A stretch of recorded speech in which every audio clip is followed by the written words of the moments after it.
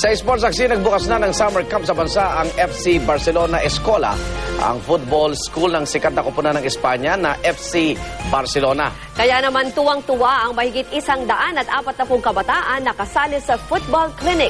Saksi si Victoria Tulad. Phil Young Husband, James Young Husband, Chiefy Caligdong, Ian Araneta, at Neil Etheridge. Ilan lang sila sa mga sikat na football players sa bansa na iniidolo ngayon at gustong sundan ng maraming kabataan.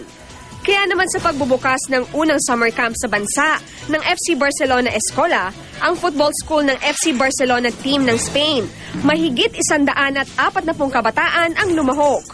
Mula sa tamang pagsipa, hanggang sa iba't ibang football drill at warm-up exercise, itinuro mismo ng coaching staff ng FC Barcelona Escola. The methodology basically is that we have the ball. If we have the ball, we can score. And to keep the ball, you need to move a lot. To have the ball and to keep the ball possession, you need to be good in techniques. Noong nakaraang taon nga, Pilipino ang isa sa dalawang nabigyan ng scholarship ng FC Barcelona Escola sa Spain, ang 9 na taong gulang na si Sandro Reyes.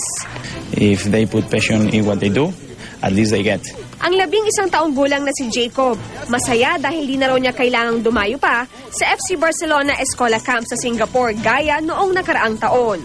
I feel excited that they're here in the Philippines. I like football because it's a team sport. You have to work a lot. You know, they've always said that Filipinos are good for football kasi there's no height requirement. There's speed, which we have.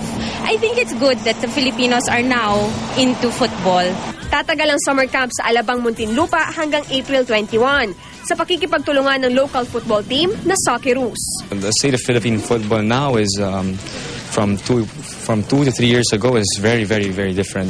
With the help of Philippine ASCOS has been very, very, very strong. Ako si Victoria Tulad, ang inyong saksi.